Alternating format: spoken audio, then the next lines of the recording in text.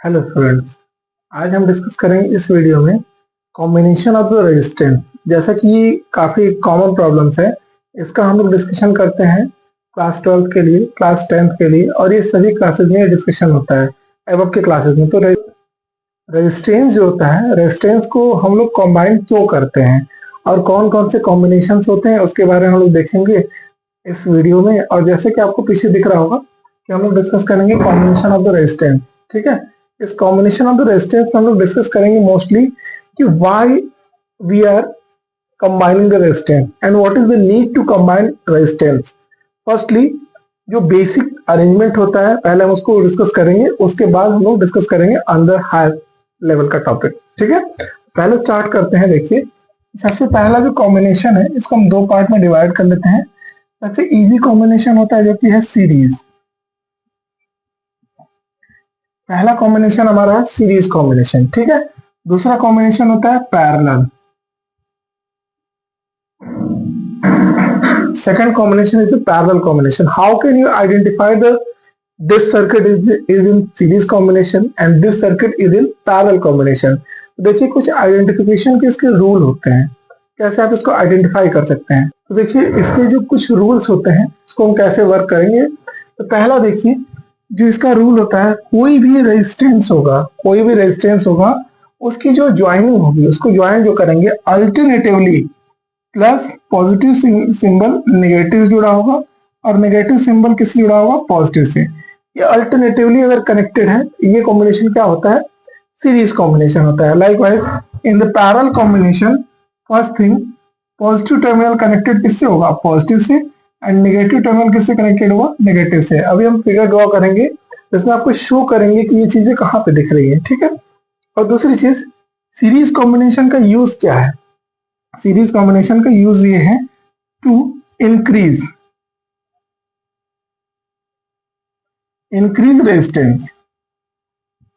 अगर आपको रेजिस्टेंस की वैल्यू को बढ़ाना है तो हम क्या करते हैं, एन नंबर ऑफ रेजिस्टेंस को सीरीज में जोड़ते हैं, तो रेजिस्टेंस की वैल्यू बढ़ जाती है। ठीक है, और यहाँ पे जो टू इंक्रीज रेजिस्टेंस का मीन्स होता है, इसमें इक्विवेलेंट रेजिस्टेंस की बात की जाती है, इसमें कि एक से ज्यादा रेजिस्टेंस को हम लोग जोड़ करके इक्विवेलेंट रेजिस्टेंस बनाते हैं।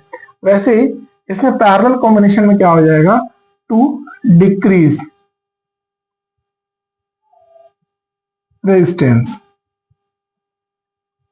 जो आपको कॉम्बिनेशन, देखिए इन सब की जरूरत क्यों पड़ती है, आपको अगर चार कॉम्बिनेशन में रेजिस्टेंस का दे दिया है, आपको उसको बदलना नहीं है। ठीक है, रेजिस्टेंस यूज करना है यूटिलाइजेशन में, तो आप क्या करेंगे, अगर आपको इक्विवेलेंट की वैल्यू को कम चाहिए हुआ तो हम सबको किसमें ऐड करेंगे, पैरेलल में। अगर इक्विवेलेंट की वैल्यू को बढ़ाना है तो हम उसको किसमें ऐड करेंगे, सीरीज में। जैसे कि आप एक एग्जांपल रियल लाइफ में यूज करते हैं, फैन का रेगुलेटर। जो फैन का रेगुलेटर है, जो फैन की स्पीड को घटाता बढ़ाता है, उसमें हम करते क्या है कि जैसे फैन के रेगुलेटर में आप नंबर सेट करते हैं, अगर फैन क्या चल रहा है, 1 पे चल रहा है तो 1 पे स्लो चलता है, 2 पे चल रहा है तो फास्ट चलेगा, और धीरे धीरे स्पीड अप हो रहा है। स्पीड अप होने का सेंस क्या होता है, चलिए समझते हैं थोड़ा सा। तो इसको समझने के लिए पहले समझना होगा व्हाट इज द रेजिस्टेंस।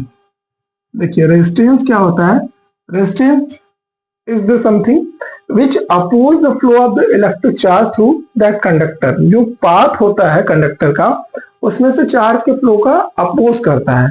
तो अगर आप फैन में या फिर किसी पर्टिकुलर जो रेगुलेटरी डिवाइस है उसमें चार्ज की वैल्यू को कम फ्लो कराएंगे, तो इस कंडीशन में क्या होगा, फील्ड कम प्रोड्यूस होगा, जिसकी वजह से हमको रिजल्टेंट मोशन स्लो मिलेगा। इट मीन दैट कि जब आप 1 पे फैन को चलाते हैं, स्लो चलता है, मतलब करंट का फ्लो कम है, और आप कह सकते हैं by the Ohm's law V is equal to I R. ठीक है, आपने क्या किया, जो सप्लाई आ रही थी सप्लाई से, उसका वोल्टेज तो फिक्स है 220 वोल्ट। तो जब ये कांस्टेंट हो गया तो एट कांस्टेंट V अगर आप कांस्टेंट कर लेंगे, एट कांस्टेंट क्या हो जाएगा, I is inversely proportional to the R। It means that कि अगर करंट की वैल्यू कम हो रही है तो इसका मतलब क्या होगा, रेजिस्टेंस की वैल्यू ज्यादा है। ठीक है, तो आप उसमें जो कॉम्बिनेशन हम लोग यूज करते हैं रेगुलेटर में, यही यूज किया जाता है। ठीक है, तो अब आते हैं नेक्स्ट देखते हैं। जैसे अब इसका हम फिगर ड्रॉ करके दिखाते हैं। सीरीज में अगर हम एक रेजिस्टेंस पर्टिकुलर ये R ले लिया, दूसरा और ये 3, this one is the R1, this one is the R2, this one is the R3। ठीक है, हमने 3 रेजिस्टेंस ले लिया और इन 3 रेजिस्टेंस को हमने क्या किया, एक की यहाँ पे हमने लगा दिया, की यहाँ पे क्या है, क्लोज है। अब इसको हम एक सेल से जोड़ देते हैं। ठीक है, सेल में यहाँ पे पॉजिटिव टर्मिनल हो जाएगा, नेगेटिव टर्मिनल है। आपको नोटेशन पता है कैसे पॉजिटिव होता है, कौन सा नेगेटिव होता है। अब देखिए, पॉजिटिव से करंट का डायरेक्शन निकलेगा तो करंट की वैल्यू ये होगी। ठीक है, और ऐसे ही अब देखिए यहाँ पे करंट की वैल्यू किधर से आ रही है, पॉजिटिव से आ रही है, तो ये वाला आएगा तो टर्मिनल यहाँ पे क्या बनाएगा, पॉजिटिव बनाएगा। ठीक, अब जब एक टर्मिनल पॉजिटिव है तो अल्टरनेटिवली इसके बाद ये क्या हो जाएगा, नेगेटिव। अब जब ये अल्टरनेटिव नेगेटिव तो ये वाला टर्मिनल क्या हो जाएगा, पॉजिटिव। फिर सेकंड वाला क्या होगा, नेगेटिव। फिर ये क्या होगा, पॉजिटिव। फिर ये क्या होगा, नेगेटिव। तो लास्ट टर्मिनल देखिए नेगेटिव वाला और ये वाला भी टर्मिनल जाकर के मीट करेगा तो क्या हो जाएगा, नेगेटिव। तो यहाँ पे आप देखिए जरा कैसे कनेक्टेड है, अल्टरनेटिवली पॉजिटिव से नेगेटिव, फिर नेगेटिव से पॉजिटिव, फिर पॉजिटिव टू नेगेटिव। तो ये कौन सा कॉम्बिनेशन है, सीरीज कॉम्बिनेशन है। ठीक है, और देखिए एक और इंपॉर्टेंट चीज, इसमें जो थर्ड पॉइंट होता है, ये जो आपको फैक्ट्स हम बता रहे हैं, इन्हीं सारे फैक्ट से हम लोग न्यूमेरिकल को सॉल्व करते हैं। कोई भी सीरीज या पैरेलल का किसी भी टाइप का न्यूमेरिकल हम लोग इसी मेथड से सॉल्व करते हैं। तो थर्ड पॉइंट यहाँ पे सबसे इंपॉर्टेंट, जिस सीरीज में जो ड्रॉप होता है वो होता है पोटेंशियल। V की वैल्यू जो होती है वो ड्रॉप होती है और जो कांस्टेंट बनी रहती है वो होता है इलेक्ट्रिक करंट। मतलब अगर इस सर्किट से यहां से I करंट फ्लो हो रहा है तो यहां पर भी क्या होगा, I ही होगा, यहां पर भी क्या होगा, I होगा, यहां पर भी क्या होगा, I होगा। बट इस सीरीज कॉम्बिनेशन में तो हमने क्या लिखा है, पोटेंशियल ड्रॉप होता है। तो यहाँ पे पोटेंशियल क्या होगा, V1, यहाँ हो जाएगा V2 और यहाँ क्या हो जाएगा, V3। अगर इस सेल का पोटेंशियल V है तो ये जाकर के पोटेंशियल ड्रॉप होंगे। ठीक है, अब देखिए इसको समझा जाए ऐसा क्यों होता है, why the charge dropping their potential at the resistance R1, R2, R3। तो इसको एज्यूम कर सकते हैं कोई रियल लाइफ एग्जांपल से। जैसे एक चार्ज यहाँ पे जा रहा है तो पोटेंशियल क्या होता है, potential is the type of energy. जब यहां से चार्ज जा रहा है इस पॉइंट में रेजिस्टेंस क्या करेगा, रेजिस्टेंस उसके फ्लो का अपोज करेगा। तो रेजिस्टेंस यहां से उसको पास होने में थोड़ा सा टाइम लगेगा। तो टाइम जब लगता है तो ये क्या हो जाता है, पोटेंशियल, मतलब अपनी एनर्जी को कुछ ड्रॉप करेगा। तो जब एनर्जी को ड्रॉप करेगा तो यहाँ पे क्या कुछ ड्रॉप करेगा, तो वैल्यू इसको एज्यूम कर लेते हैं क्या, V1। फिर आगे बढ़ेगा तो अनदर एनर्जी को ड्रॉप करेगा तो ये क्या हो जाएगा, V2। फिर आगे फिर और बढ़ते हैं तो एनर्जी को ड्रॉप करेगा तो क्या हो जाएगा, V3। ठीक है, एनर्जी ड्रॉप करने का कॉन्सेप्ट समझ में आया। तो ये चीज ऐसे एनर्जी ड्रॉप होती है। अब आते हैं सेकंड चीज देखते हैं, करंट क्यों नहीं ड्रॉप होगा। तो करंट ड्रॉप न होने का रीजन है, तो पहले करंट की डेफिनेशन समझते हैं कि what is the electric current. Like we are taking here conductor, इसमें से आप बोल रहे हैं कि इलेक्ट्रिक करंट I फ्लो कर रहा है। तो इलेक्ट्रिक करंट के पीछे का थोड़ा सा मीनिंग समझते हैं। What is the mean by electric current. जैसे कंडक्टर से क्या करंट फ्लो करता है, चार्ज फ्लो करता है। तो आपका आंसर होगा चार्ज फ्लो करता है। किसी भी कंडक्टर से चार्ज क्यों फ्लो करता है, जो हम इसी का मेजरमेंट पर यूनिट टाइम, जैसे पॉइंट ए हमने लिया यहाँ पर, इस ए पॉइंट पर हम पर यूनिट टाइम चार्ज के फ्लो को मेजर कर रहे हैं कि कितने नंबर ऑफ चार्ज पास किए हैं। तो नंबर ऑफ चार्ज मतलब यहाँ पे हमको केवल चार्ज के नंबर से मतलब है, नॉट एनर्जी। एनर्जी उसके पास कितनी है उससे कोई मतलब नहीं है, केवल नंबर ऑफ चार्ज से मतलब है। तो नंबर ऑफ चार्ज कितने फ्लो हो रहे हैं पर यूनिट टाइम, इसी मेजरमेंट को हम लोग क्या बोलते हैं, electric current. That's why the definition of the electric current is the flow of charge per unit time through any conductor. किसी कंडक्टर से चार्ज का फ्लो कितना हो रहा है पर यूनिट टाइम, उसी को हम लोग क्या बोलते हैं, इलेक्ट्रिक करंट। अब देखिए, अब यहाँ पे चार्ज फ्लो हो रहा है, एनर्जी लॉस करेगा तो क्या होगा, पोटेंशियल, और नंबर ऑफ चार्ज तो इलेक्ट्रिक करंट। यही रीजन है कि चार्ज अगर यहां से 10 चार्ज चल रहे हैं तो 10 चार्ज क्या हो गया, एक नंबर हो गया। तो यही 10 चार्ज यहां से भी होगा, यही 10 चार्ज यहां पे भी होगा, यही 10 चार्ज यहां पे भी होगा। तो नंबर ऑफ चार्ज चेंज हो रहा है क्या, नहीं चेंज हो रहा है। तो यहाँ पे इलेक्ट्रिक करंट की वैल्यू बदलेगी क्या, नहीं चेंज होगा। ठीक है, और एक और रीजन होता है, इसका जो पाथ है वो सिंगल पाथ है। तो सारे के सारे चार्ज को पास करना होगा कहां से, इसी सिंगल पाथ से। ठीक है, इसको इरेज कर देते हैं, सिंगल पाथ से इसको पास करना होगा। तो यहाँ पे इलेक्ट्रिक करंट ड्रॉप नहीं होता है, पोटेंशियल ड्रॉप होता है। इसी कंसेप्ट में हम इसका डेरिवेशन करते हैं। तो हम लोग देखते हैं यहाँ पे कि जो सेल से सप्लाई आएगी पोटेंशियल V, और जो ईच रेजिस्टेंस में सेल्फ पोटेंशियल ड्रॉप होगा उन सबका सम इक्वल होना चाहिए, V1 plus V2 plus V3, इसकी वैल्यू इक्वल होगी। अब यहां पे ओम्स लॉ लगेगा, by Ohm's law, by Ohm's law, Ohm's law से हम क्या देखते हैं, V equal to I R, हमको हर एक पोटेंशियल जो ड्रॉप हुआ है उसकी वैल्यू निकालनी है। यहाँ पे क्या हो जाएगा, V1 is equal to V is equal to I R होता है फॉर्मूला। अब यहाँ पे सिंपल इस वाले पहले लगा लेते हैं सेल पे, V इज इक्वल टू क्या हो जाएगा आई आर, और यहाँ R क्या है, इन तीनों का इक्विवेलेंट है, ये तीनों को ऐड करने पे कितनी वैल्यू आ जाएगी, ये R इक्विवेलेंट हो गया। I क्या है, ये वाली करंट है जो सेल से करंट जा रही है, और इस वाले का हम फाइंड करेंगे, इस वाले का फाइंड करेंगे तो यहाँ पे पोटेंशियल कितना ड्रॉप हुआ है, V1, और I की वैल्यू क्या है, I1, सॉरी I है, यहाँ पे V की वैल्यू, पोटेंशियल ड्रॉप की वैल्यू है V1 और करंट क्या है I, और रेजिस्टेंस क्या है R1, तो रेजिस्टेंस हो जाएगा R1। क्लियर है। वैसे इस सेकंड पॉइंट पे क्या हो जाएगा, V2 which is equal to the IR2, and third point हो जाएगा V3 which is equal to the IR3। इन सबको हम यूज करेंगे इस इक्वेशन में। जब आप वैल्यू को पुट करोगे तो यहाँ पे क्या हो जाएगा, I R is equal to IR1 plus IR2 plus IR3। अब इसमें से I कॉमन ले लेंगे और इधर भी आई तो कैंसिल हो जाएगा, तो R इक्विवेलेंट की वैल्यू निकल जाएगी R1 plus R2 plus R3। ये इक्विवेलेंट की वैल्यू निकल जाती है तीन रेजिस्टेंस के लिए। अगर आप इसे ही n रेजिस्टेंस जोड़ देते हैं, लाइकवाइज सर्किट में हमने लास्ट में अगर इसको ब्रेक करके यहाँ पे डॉट डॉट डॉट डॉट ऐसे हमने जोड़ दिया और इसको लगा दिया ऐसे, और यहाँ पे हो जाएगा Rn, तो यही फॉर्मूला हमारा क्या हो जाएगा फॉर n रेजिस्टेंस के लिए, n रेजिस्टेंस के लिए हो जाएगा R इक्विवेलेंट की वैल्यू हो जाएगी R1 plus R2 plus R3 dot dot dot Rn। मतलब कि सीरीज में जब भी आप कंबाइन करेंगे तो सीरीज कॉम्बिनेशन में हमेशा हम क्या करते हैं, डायरेक्ट चीजों को ऐड कर देते हैं। कंबाइन इक्विवेलेंट देखो, आप यहाँ ये भी देख सकते हैं, जैसे हमने बोला था कि इंक्रीज रेजिस्टेंस, अगर इसकी वैल्यू 2 ओम है, इसकी वैल्यू 2 ओम है, इसकी वैल्यू भी 2 ओम है, जब आप ऐड करेंगे तो 2 प्लस 2 प्लस 2 कितना हो जाएगा, 6 ओम। तो वैल्यू क्या हो, ओवरऑल बढ़ गया, तो इसमें वैल्यू बढ़ गई। ठीक है। अब आते हैं पैरेलल में, तो ये था आपका सीरीज का कंसेप्ट। अब आते हैं पैरेलल में। पैरेलल में हम क्या करेंगे, सर्किट ड्रॉ करते हैं हम लोग।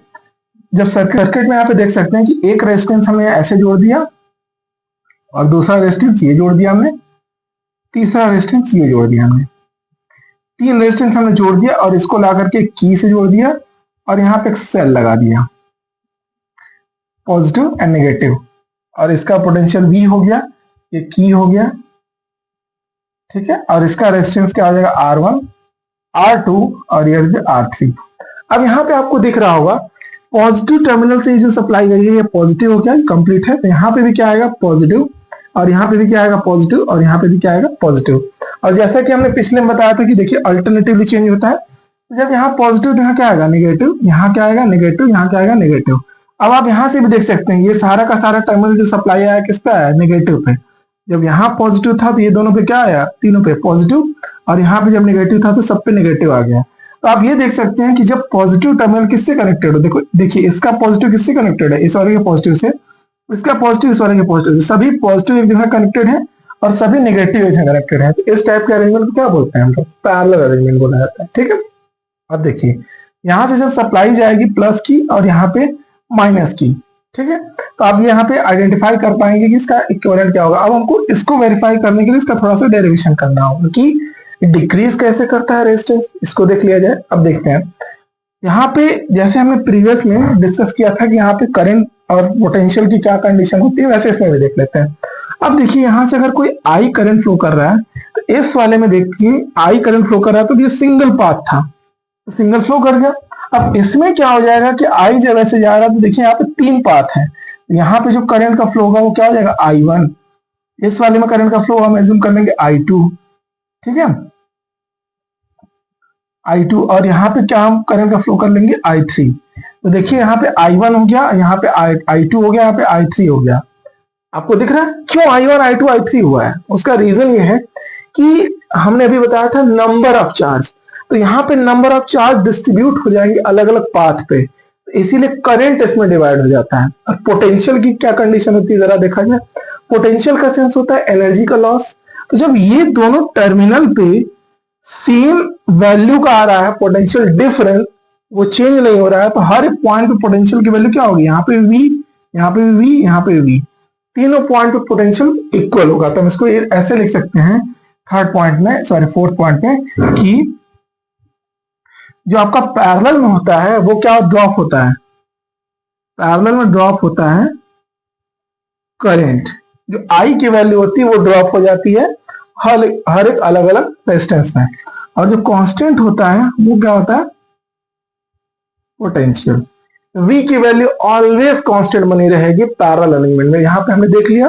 अब देखा जाए इसको वेरीफाई करते हैं, तो करंट I1, I2 और I3 होगा ना, तो इसकी वैल्यू को जो हम कैलकुलेट करेंगे इसको वेरीफाई करने के लिए, यहाँ पे हम देखेंगे कि I is equal to I1 plus I2 plus I3, ये तीनों का सम हो जाएगा। क्यों? क्योंकि यही I वाला जो करंट है यही ड्रॉप हुआ है I1, I2, I3 में, ये तीन में ड्रॉप हुआ है। अब देखते हैं इसको बाय द ओम्स लॉ।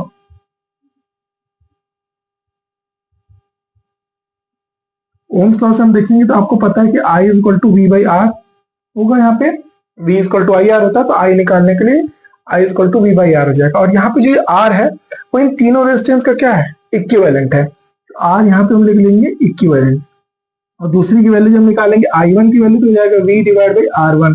देखिए I1 इसमें ड्रॉप हुआ है, उसके पोटेंशियल क्या है V, और R1 की वैल्यू क्या है, यहाँ पर रेजिस्टेंस की वैल्यू है। ऐसे सेकंड में I2 है, पोटेंशियल V है, और यहाँ पे रेजिस्टेंस क्या है R2। वैसे यहाँ पे R3 है, करंट की वैल्यू I3 है और पोटेंशियल V है, तो हम I2 की वैल्यू लिखेंगे तो क्या हो जाएगा V डिवाइड बाई R2, और I3 की वैल्यू जब लिखेंगे तो क्या हो जाएगा V डिवाइड बाई R3। ये वैल्यू हम लिख लेंगे और इसको हम पुट करेंगे इस इक्वेशन में।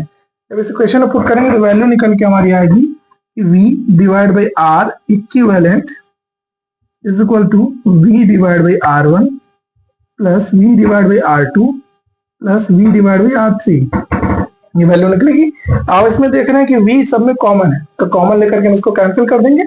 अब यहाँ पे वैल्यू क्या निकल के आएगी, 1/R equivalent divide by 1/R1 plus 1/R2 plus 1/R3।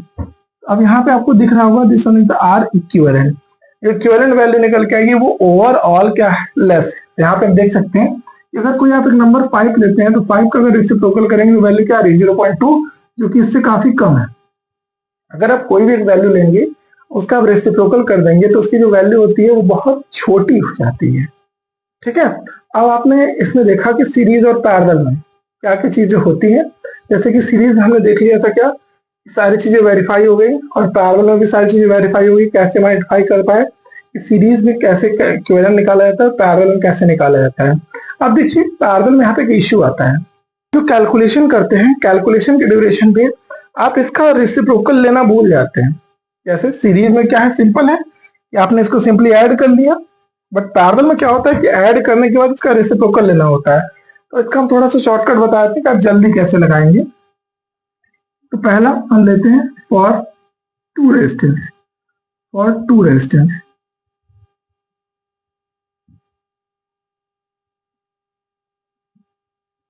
R1 and R2, R1 and R2।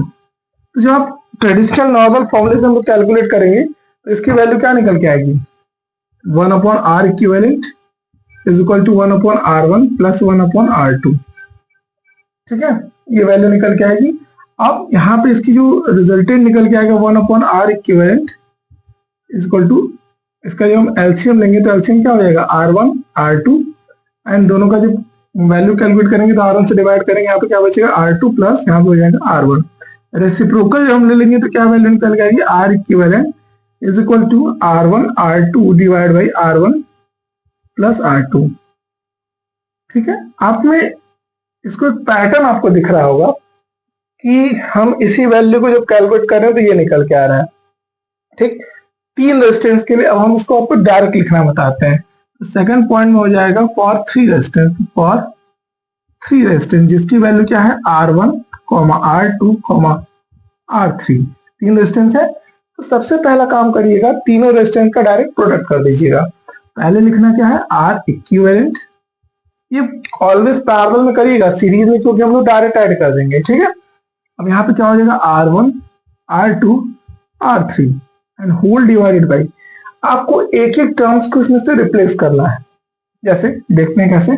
पहले वाले में से अब R1 को हटाएंगे तो बाकी क्या बचेगा, R2, R3 और प्लस। सेकंड में हम क्या हटाएंगे, R2 को हटाएंगे, क्या बचेगा, R1, R3 प्लस। थर्ड वाले में R3 को हटाएंगे, क्या बचेगा, R1, R2।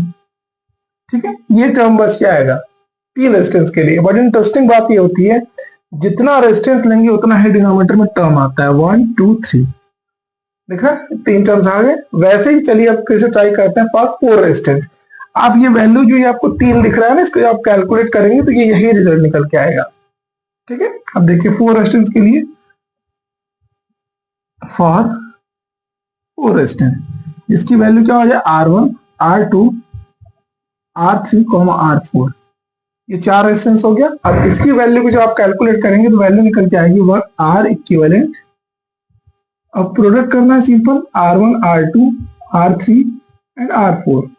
हमने सबका सिंपली प्रोडक्ट कर दिया। जब हमने प्रोडक्ट कर दिया, अब क्या करना है, इस तरह से पैटर्न एक एक टर्म को हटाते जाइए, बाकी रिमेनिंग को आप लिखते जाइए ऐड करते हुए। पहले में से R1 हटेगा तो क्या हो जाएगा, R2, R3, R4 प्लस।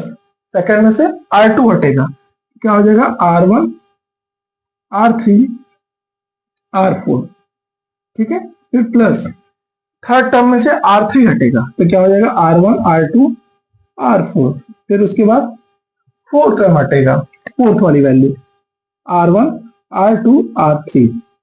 ये दिख रहा है, ये रेजिस्टेंस इक्विवेलेंट आ जाएगा 4 रेजिस्टेंस का। तो इसमें भी जैसे अगेन जैसे हमने प्रीवियसली वेरीफाई किया था, कितने टर्म्स, 1 2 3 4। ठीक है, ऐसे ही आप किसी भी टर्म्स के लिए फाइंड कर सकते हैं। ठीक है, आप जैसे जितने टर्म्स का देखेंगे उससे एक कम हर एक टर्म में वेरिएबल होंगे। जैसे देखिए यहाँ पे 1 2 3 वेरिएबल्स है। तो ये है कंप्लीट सीरीज एंड पैरेलल का कॉम्बिनेशन। हमने आपको ये शॉर्टकट भी बता दिया कैसे हम इसको डायरेक्ट सॉल्व कर सकते हैं, चाहे तो ये फॉर्मूला आप लगा सकते हैं। और एन रेजिस्टेंस के लिए इसी में वैल्यू क्या हो जाएगी, डॉट डॉट डॉट ऐसे कर सकते हैं 1/r(n). इन सबको आप कैलकुलेट करेंगे तो एन रेजिस्टेंस के लिए भी आएगा। अभी कॉम्बिनेशन आता है मिक्स्ड कॉम्बिनेशन। इसको अगर आपको जानना है तो डिटेल में हम डिस्कस करेंगे अगली वीडियो में, अगर आप कमेंट करते हैं तो, कि आपको अगर जानना है। मिक्स्ड कॉम्बिनेशन में होता क्या है कि पैरेलल और सीरीज को हम लोग कंबाइन कर देते हैं। ठीक है, और ये इस वीडियो में हमने डिटेल डिस्कस कर लिया, what is the use of parallel, what is the use of series combination, how can we are using the all of kind of resistance. ठीक है, तब तक के लिए थैंक यू।